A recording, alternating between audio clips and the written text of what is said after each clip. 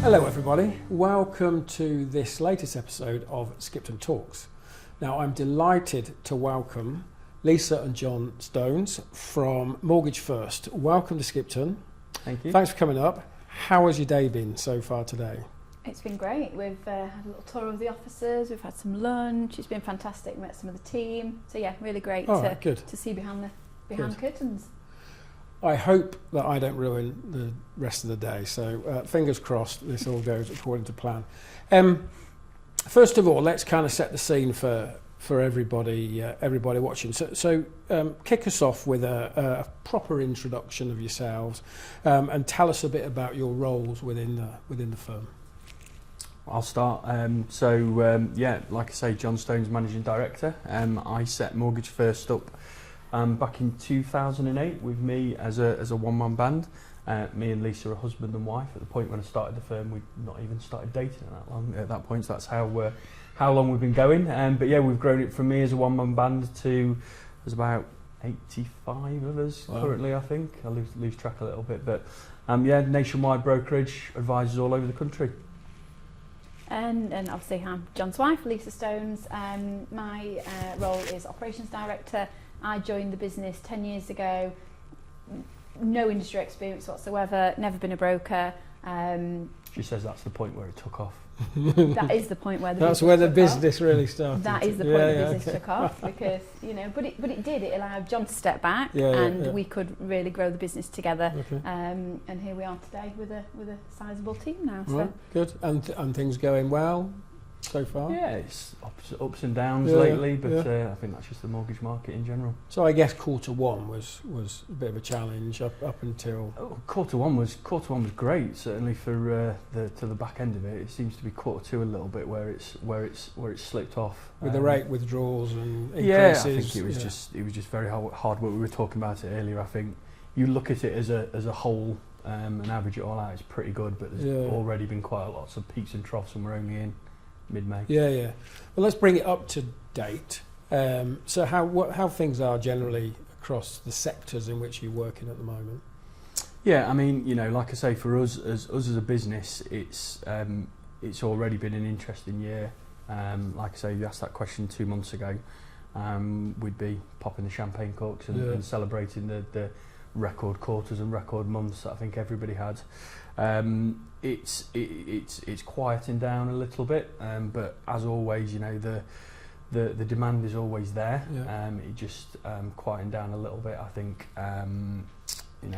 placing cases has become a little bit more troublesome with sort of rates and affordability and that kind of thing over the last few months. But that's just the mortgage industry as it is. There's always something that's going to cause us problems, and we always come out of the other side of it. So, but for us, leads are still coming in, which is our first telltale sign. The leads are there, the inquiries are there. It's then what we can do with those and the appetite of the clients. And do you see differences in different sectors? So we'll come on to first time buyer shortly. So is your purchase business different to the Remo or the PT? Are you seeing it consistently slightly more challenging, or are there sectors which you're winning at whilst the other one's quite off a bit? People are always inquiring about buying houses. Okay. What potentially is a little bit quieter right now is the more sort of remortgage business, where people who maybe don't looking for home improvements or something like that might be holding off a little bit just to see what happens with interest rates. We were looking at the stats earlier on, and Mitchell said that I think 50% of our business this year has been with yourselves has been first time buyers.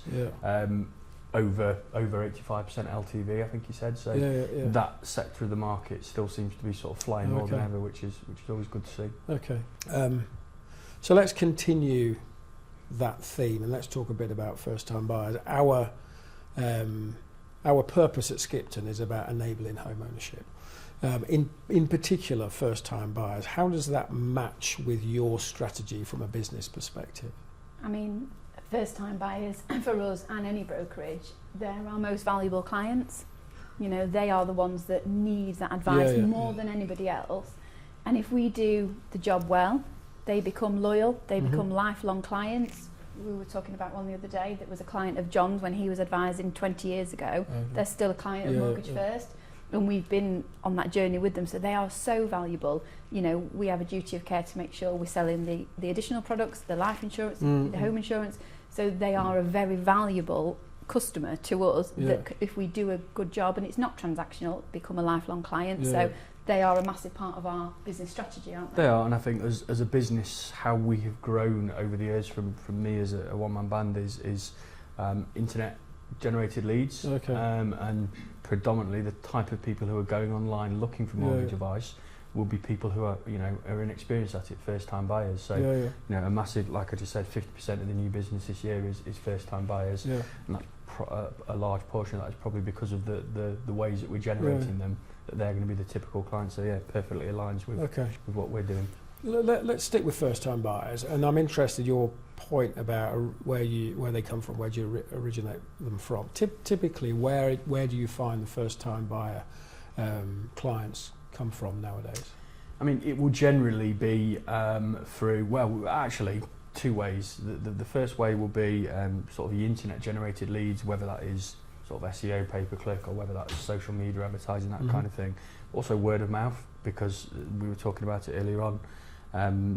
Mortgages are still, no matter what technology comes in, no matter what AI, you know, what we use, no matter how much the process changes, mortgage customers still want to seek advice, they still want the hand-holding, and most people will take a recommendation over anything else that they find. So, you know, a portion of it will come through the internet-generated inquiry, because what's the first thing you do when you want to find something? You want to find a restaurant, you want to find a new pair of trainers, you'll go online and have a look at it. It's the same for mortgage advice. But the referrals and recommendations when you've done a good job for that first-time buyer is absolutely massive as well. And I think from estate agents as well, we work closely with lots of local estate agents. So again, as a first-time buyer, they don't know necessarily that they need an agreement in principle. They go house shopping. That's the exciting bit. So that's where the clients are coming to us via that route as well, through our estate agency partners. Okay. And I do wonder sometimes whether or not, as professionals in the industry, we forget the emotive part of that's a home that I want to own, that's a home that I want to live in, whether it's my first one or my last one, and how much time do we spend in the client or the customers or the applicant's world, really understanding the emotive. Well, nobody wants a mortgage, do they? They want the home. I think you do as a broker, you can potentially become a little bit, you know, numb's the right word, but a little bit immune to the emotive side of it. You know, it means everything to these people. But again, tying back to the first time buyers, that's why they need the hand holding. That's why they need to speak to an advisor and be looked after on the journey. And it's on us to make sure it's not a transactional encounter, that they don't feel like they're just dealing with a call centre, that they have got people at the end of a phone to say, oh, I'm really worried about this, I'm stressed about this, what happens next, that we can help them through that. And within our business we have brokers, but we are very admin heavy as well, aren't we? And all our clients get a dedicated administrator as well, and they actually deal with our clients a lot more than the brokers do in the end, because they're the ones that are getting them through that last stage of the journey, which is maybe even the most emotive bit, isn't it? Like, are we going to get there? Are we going to get there? It's taking ages. What's happening? So it's all about that service and that human interaction. Yeah, that's good. Challenges then. So we spend a lot of time working with the customers, particularly first-time buyer, in their world, helping them work through the emotion of the purchase. What are some of the challenges, particularly for first-time buyers, that you're coming across at the moment? I mean, I think it's just the obvious ones, isn't it? It's affordability and it's deposit side of things as well. You know, we all know the issues with the rising in cost of living and house prices not in line with income and salary and that kind of thing. You know, I was lucky when I bought my first house that my mum and dad were able to give me the deposit to do it, but not everybody's in that situation, which is why the innovation, which I'm sure we'll come on to from the likes of yourselves, is massively needed in the industry. And we were talking about it earlier. I think bank of mum and dad's running dry as well, because I think bank of mum and dad are probably having to borrow off bank of grandparents as well. So I think there's not even that element of it. So being able to first of all afford a property is one thing, but then the deposit is the biggest thing as well. Okay. All right. So coming on to that, you mentioned innovation. So recently, it's good to see some of the top 6 lenders stepping up into helping. I think Lloyds have launched a £5,000 deposit just recently. Santander lending up to 98%. From your perspective, how impactful are these, or will these propositions be particularly for the first-time buyer sector? I mean, that, you know, they could be the absolute difference between a yes and a no. The dream of somebody owning the home, it can become a reality. You know, they can be the thing that makes that difference. So they're so valuable and so important. And I think, I mean, first of all, the products themselves are brilliant, and is what the sector's been crying out for in terms of innovation and that kind of thing. You know, I've been saying for years, you just need to go on to any of the Facebook advice groups that, you know, that don't actually have advisors in there, just people giving unregulated mortgage advice. But you know, you see on there and people saying, oh well, I'm spending £1,000 a month on rent, but my bank tells me I can't afford a £500 a month mortgage. So you know, what you guys are doing is brilliant, but also the factor that it's also doing is it's instigating conversations. So the likes of you doing that, and Lloyd's doing their bit, and Santander, etc. Is making the phone ring. So customers are reaching out to brokers. I've seen this product on there that's being advertised. They might not actually be able to get that product, but then it's instigating a conversation with a broker that might say, well, actually, if you had a £10,000 deposit, you could get that house. That customer might think they needed a 20, 30, 40 grand deposit, and they're actually, oh well, if it was only 10 grand, I can do 10 grand. So it's not necessarily the amount of people that are getting those products. That there are obviously lots of people that are, you know, getting those products, but it's also the conversations it's generating for people seeking advice and actually realising that buying a home is a lot more in reach than they thought it was. And so that's an interesting one. I think I read again recently. To what degree do we reach the general public or the potential buyers in terms of understanding what's really available in our sectors for them to be able to own their own home? Because we read anecdotes and see vox pops around customers saying, I didn't realise I could get a mortgage with £5,000. I didn't realise I didn't need a deposit. Are we doing enough to reach more of the general public? I think there's so many clients out there, potential first-time buyers, that have just written themselves off. That for whatever reason, whether some advice they had years ago or what they've heard in a chat group or whatever, what mum and dad's told them or the friend down the pub's told them, they've just written themselves off. Well, I'll never be able to afford that deposit. You know, I'm never going to own my own home. So they're not even reaching out to a broker. They're not even researching. So it is on us as brokers and you guys as lenders. How can we reach those clients? I don't know. That's the challenging bit, because they're not actively looking for that advice, because they've just gone, well, this is not for me. I'm never going to get there. Therefore I'm not going to. I think you can have the most amazing products in the world, but if the general public or enough of the public isn't aware of them, then, you know. So I think there's a massive part that we still probably need to do in educating them a little bit more about that these options are actually available.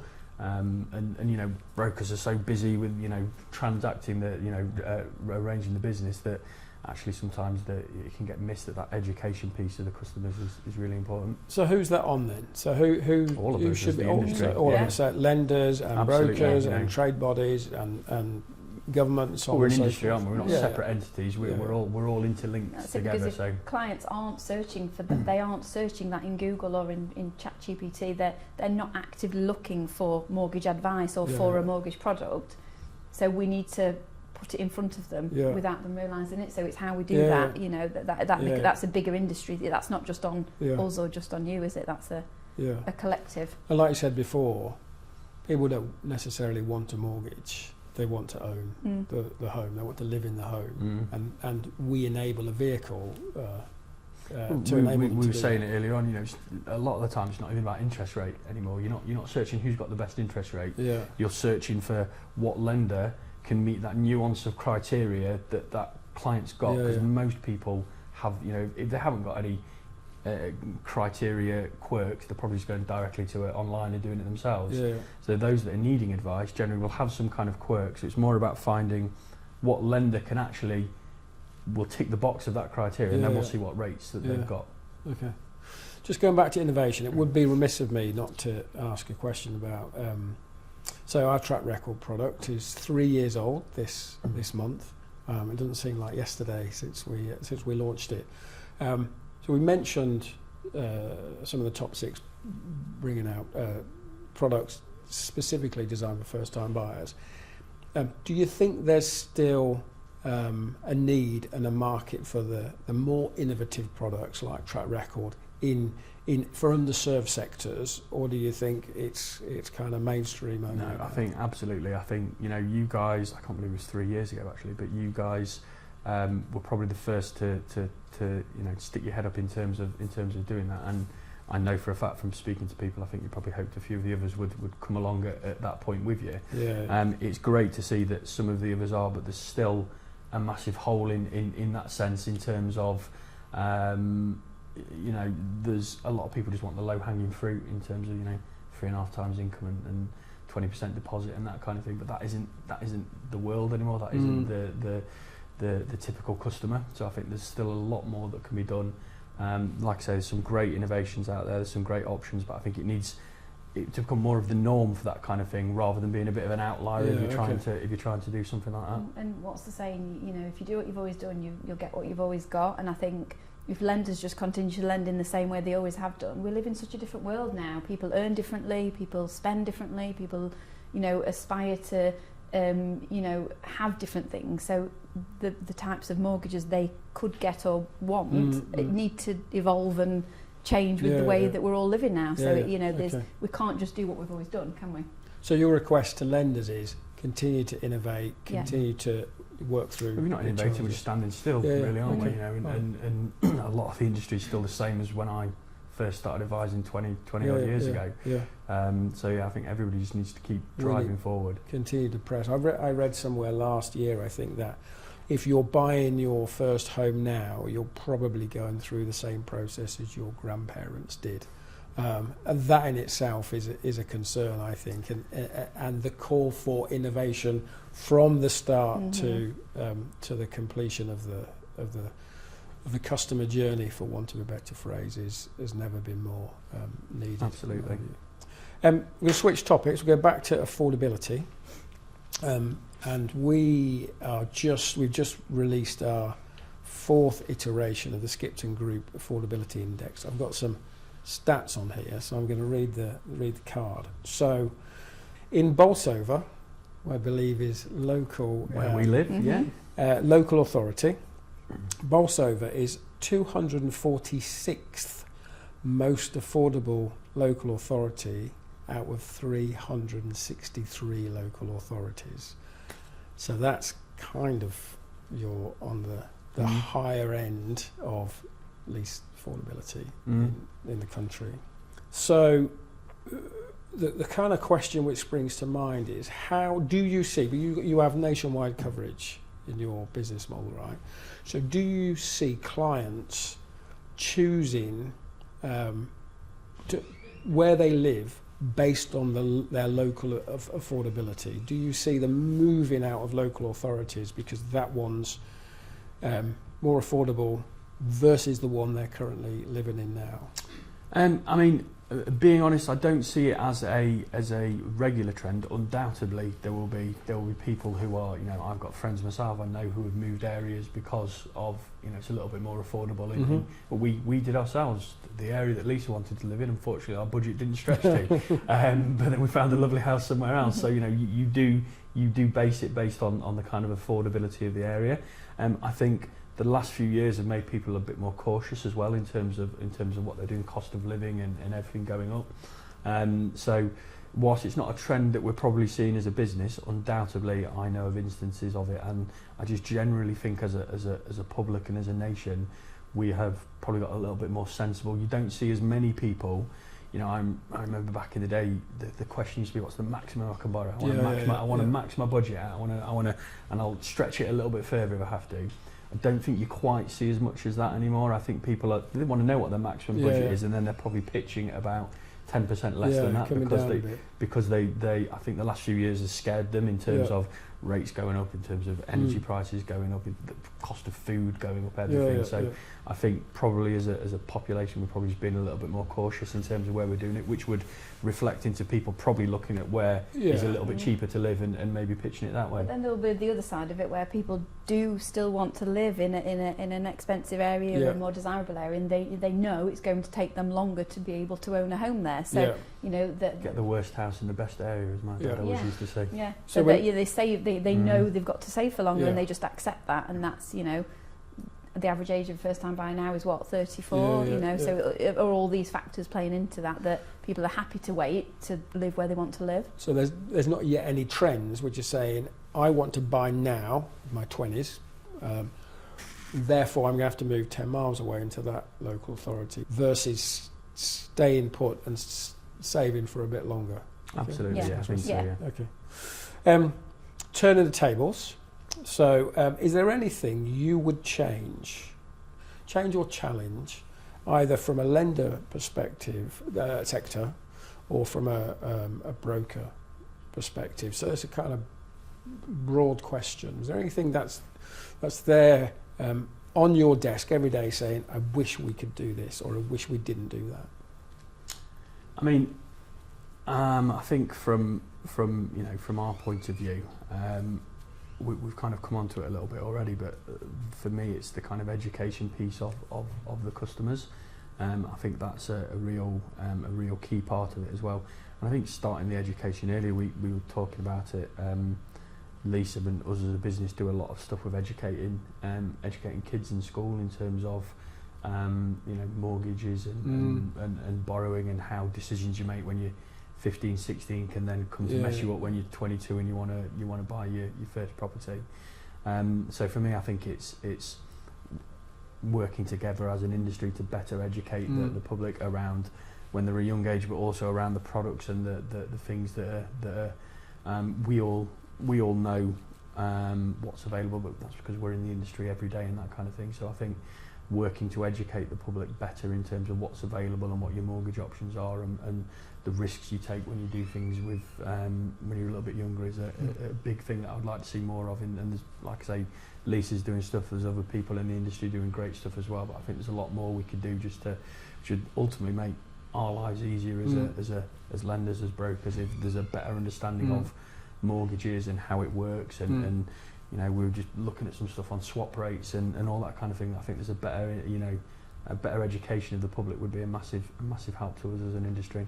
I think just the general collaboration, more of this, more of brokers and lenders talking to one another and saying what is happening or why are things happening, so we can understand as brokers why why products are pulled, so we can explain that to clients. And vice versa, you're hearing from us and saying this is what's happening on the ground. But then also they were like, okay, well, what about these? We've got these ideas for new product innovations. What do you think to these? And that kind of collaboration between lenders and brokers who are on the front line out there dealing with the clients, I think is massive.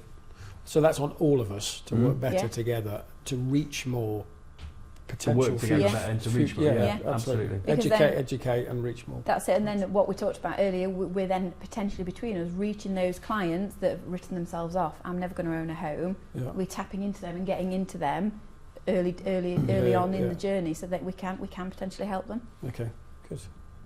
One last question. Advice time. So get your advice hats on. If you could give one piece of advice to a first-time buyer watching this today, what would it be? To one different piece of advice, I think. Don't take advice from family, friends, the guy down the pub, or someone on Facebook.